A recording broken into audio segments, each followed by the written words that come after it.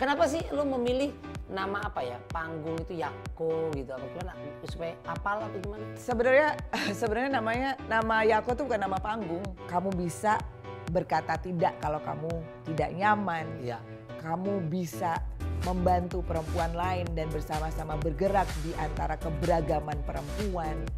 Kamu bisa speak up atas hal-hal yang membuat kamu tidak nyaman. So, let's do it together.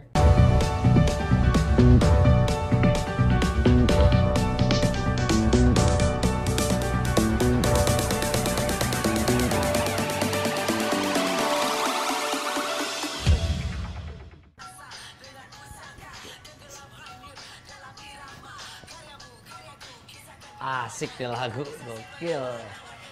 Fans gue. Yo. Woman King. Wah, ini Woman King nih, King Kong. Sama nih. Yako. Aduh. What up, how's it going? Ini lu kan? Perempuan bersatu tak bisa dikalahkan with the women king. King Kong. Perempuan bersatu tak bisa dikalahkan with the women king gitu dong. King Kong. Oke, King Yako. Kong ya. Apa kabar, Kariko? Terus sekali lagi dong. Gokil. Sehat? Temen lama nih. Biasanya nongkrong di Bulungan bukan? Kita di Bulungan dulu. Kalau pensi-pensi dia yang pegang. Sebelumnya selamat jumpa lagi teman-teman JNE dimanapun Anda berada. Senang sekali gue Rico Ceper bisa hadir kembali di JNE Untold Story. JNE punya cerita. Nah, kali spesial banget membahas isu perempuan. Nah, gue punya sahabat ini ya. Udah dunia akhirat kenal dia deh kayaknya deh. Ya, Indonesia luar juga banyak yang gak asing sama beliau ya.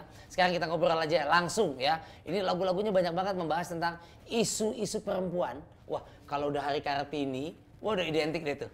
Keren banget. Yako, wow. Itu tadi gue lagi dengerin lagunya, Woman King. Ya, Women King. Keren banget ya.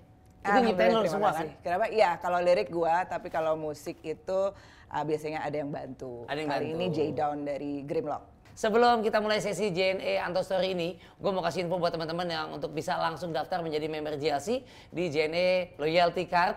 Jadi di mana teman-teman ya JNE langsung daftar untuk menjadi member JLC, kalian akan langsung dapat bonus ya 10 poin itu senilai Rp250.000 ya. Info detailnya silakan bisa mengunjungi halaman jlc.jne.co.id. Belum lama ini habis manggung di Amerika. Tadi gue udah sempat di awal ngomong sama teman JNE ya. Dan ceritain, gue mau pengen denger banget lo sounding itu sama teman-teman itu. Ya. Itu gimana manggung di sana, proses pemilihannya, tuh panitia sana kenapa Yako from Indonesia yang mesti tampil, itu gimana sih kok? Kalau kemarin kebetulan memang gue nggak berangkat sendiri, gue Yes. bareng sama Tuan 13, Ya. salah satu rapper Indonesia yang gue kagumin juga. Jadi prosesnya memang dari awal kita itu kirim profile. Ya. Festival-festival tersebut kebetulan kemarin mainnya itu di South by Southwest di Iya. US-nya dan di Perancis juga Bubble Music XP. Iya.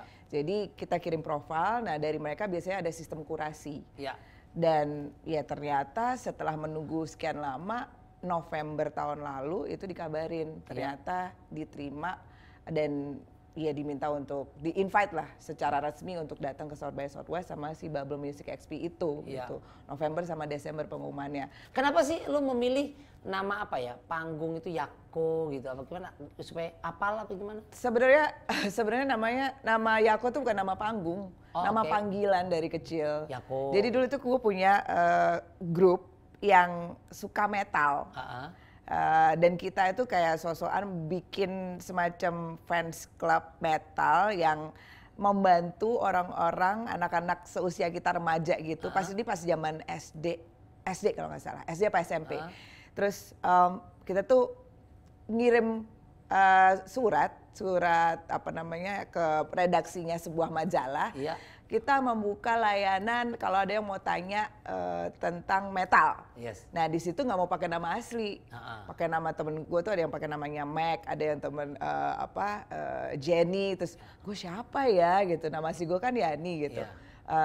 Kayaknya kurang cocok sama karakter gue gitu. Terus ya udah temen gue ngasih Yako aja deh. Ya udah sejak itu ke bawah sampai sekarang. Masih ingat teman itu siapa namanya? Masih, namanya Mirza. Dan kalau aku melihat sendiri seberapa penting, nah ini buat perempuan-perempuan Indonesia dimanapun gitu ya, ini seberapa penting sih mengejar pendidikan akademis untuk seorang perempuan itu gimana? Apalagi dulu kan banyak mindset, udah cewek jangan tinggi-tinggi lah. Sampai sekarang masih banyak. Kalau kita ngomongin hal itu, isu itu, kalau di kota besar mungkin ya sudah lebih banyak yang berpikiran lebih maju ya gitu.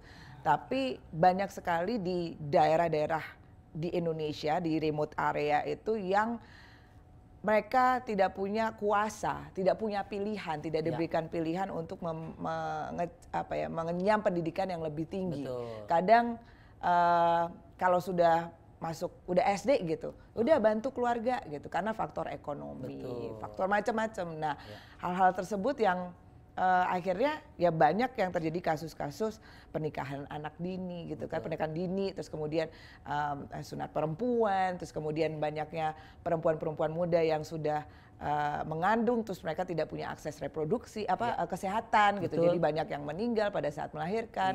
Hal-hal tersebut gitu itu yang memang masih banyak terjadi di daerah-daerah terpencil karena mereka akses pendidikannya juga sangat minim dari faktor keluarga segala macam. Nah, sebelum jadi pengajar ya kalau dosen segala macam, dulu kan rapper sampai sekarang juga masih nyanyi sih rapper itu.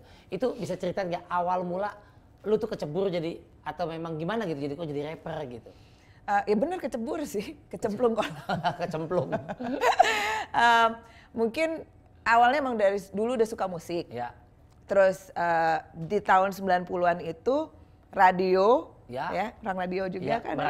Merajai. Kita dapat akses musik dari mana sih? Radio dong, number one ya kan pasti.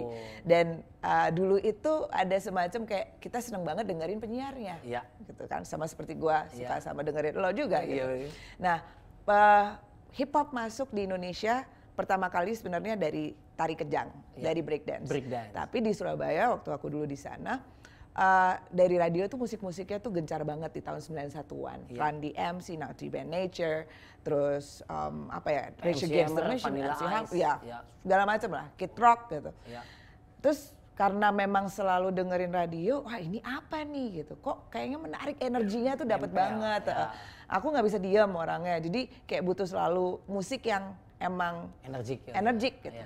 Dari situ denger lagunya aja, beatnya. Pertama kali aku tertarik dari beatnya, selama-lama dengerin kok kayaknya cara mendeliverinya itu susah, terus kayak menarik aja.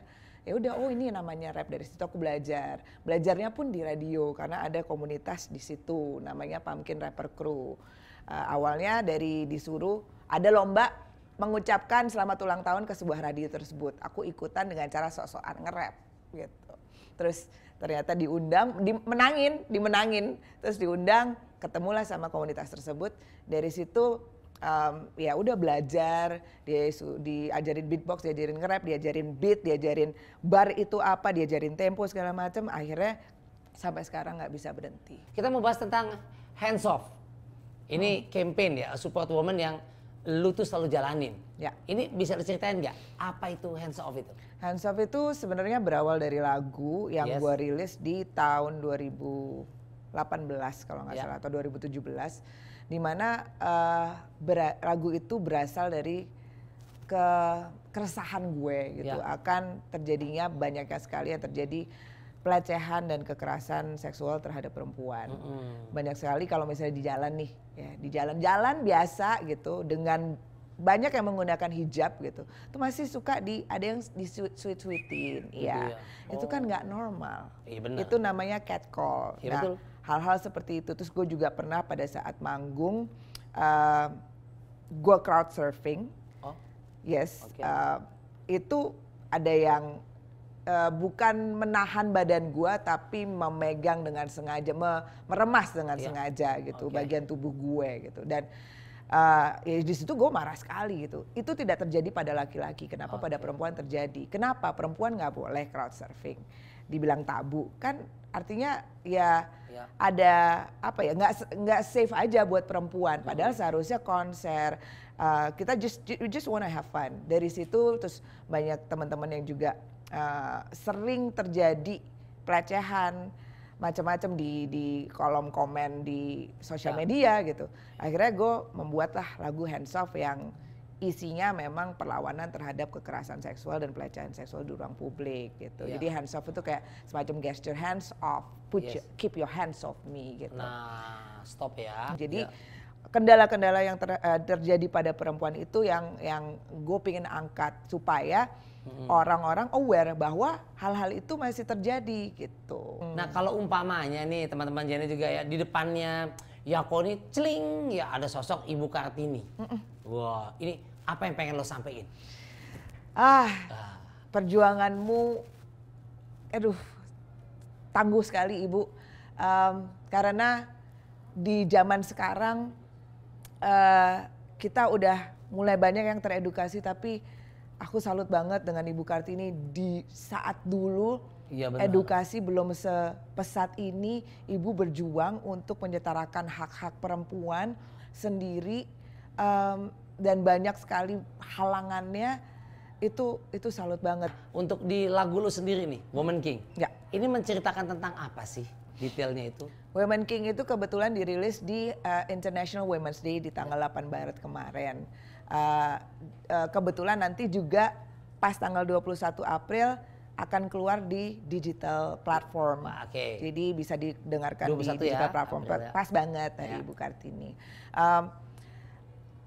Triggernya adalah gue selalu dari dulu pingin bikin lagu untuk para seniman graffiti di perempuan. Gitu. Karena nggak banyak jumlahnya. Dan pada saat mereka berkarya itu kadang-kadang di underestimate, direndahkan gitu, kayak dipandang sebelah mata gitu. Oh lo karena perempuan aja jadi gambar lo kelihatan bagus gitu. Sementara kadang-kadang juga dilihat dari gambarnya terus dilihat lagi cantik nggak ya gitu. Jadi kayak ada double standard gitu. Nah hal-hal itu banyak terjadi di skena. Sehingga gue pingin memberikan suatu lagu yang mereka tuh bisa relate banget. Sebagai dedikasi gue sebagai rapper tuh ke mereka gitu, supaya mereka semangat berkarya gitu.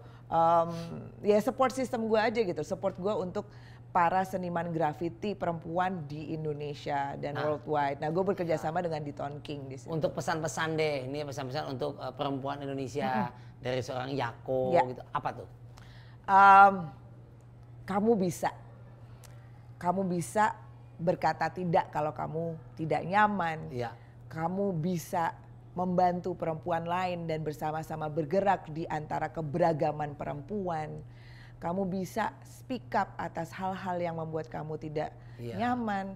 So let's do it together. Nah kalau kita tadi udah ngobrol-ngobrol panjang lebar ya, sekarang kita mau ngajak Yako ini untuk nge-games. Kita masuk ke JNE Jawaban Express. Pertanyaan pertama, siap-siap buat Yako. Aduh. Rapper atau jadi pengajar? Dua-duanya. Nggak boleh. Nggak bisa. Nggak bisa. Lo rapper atau pengajar? Nggak bisa dua-duanya. Masa nggak ada yang 40-60 gitu? Nggak bisa. Dua-duanya. Kenapa? Karena sampai sekarang masih jalanin dua-duanya. Oke, yang kedua. Dapat job manggung di luar negeri dengan bayaran ratusan juta atau menjadi pembicara isu perempuan di Istana Presiden Indonesia. Bayarannya nggak seberapa.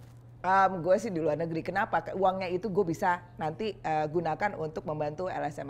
Bikin lagu untuk isu perempuan atau bikin lagu untuk anak? Dua-duanya udah kejadian. Nggak bisa. Titik beratnya pasti kan ada lebih gimana. Tapi dua-duanya udah kejadian. Ya, harus. Isu perempuan, karena anak gue juga perempuan. Oh isu perempuan. Cakep ya. Nah, bikin album atau bikin materi pengajaran? Sain lo. Di JNE Express ini memang rapet-rapet kok. Wow, udah gitu dua-duanya yang gue lakuin lagi ya. Makanya dijepit lo. Album deh, karena album gue udah tertunda agak lama. Mata pelajaran semuanya udah siap. Combong gitu ya. Selanjutnya ya, sekolah lagi atau bisnis? Sekolah lagi atau bisnis? Udah S2 toh? Udah. Pengen lanjut atau bisnis? Oh wow. That's a tough question. Mungkin sekolah lagi. Gue suka sekolah lagi. Dia suka sekolah loh, bagus banget. Luar biasa banget topik kita yang kita bahas hari ini supaya kita semua makin concern ya, terutama dengan isu-isu tentang perempuan. Sukses dan maju terus perempuan Indonesia. Tuh ya. Terima kasih Yako sekali lagi. Sama-sama, sudah terima kasih Kak Riko. menyempatkan hadir. Udah dari Amerika, capek keliling, saya nyampe ke sini juga. Nyampe ke Tawang juga. Iya gitu ya. Terima kasih udah ngobrol bareng di JNE Express Untold Story. JNE punya cerita hari ini. Sukses selalu dan semoga makin banyak orang yang teredukasi, ya, terinspirasi positif dari obrolan kita hari ini.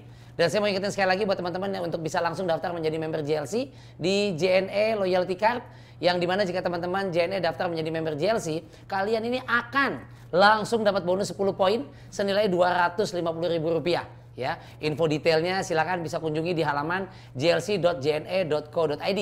Oh ya, jangan lupa ya untuk follow Instagram dan TikToknya JNE di JNE_ID dan subscribe YouTube JNE di JNE_ID. Sekali lagi terima kasih untuk sudah nonton sama-sama. Jako Special, thank you. Terima kasih for Kak coming. Riko. Terima kasih JNE Untold Waduh. Story. Thank you banget kesempatannya. Lanjut S3, udah S4 ya. Sekolah lagi ya.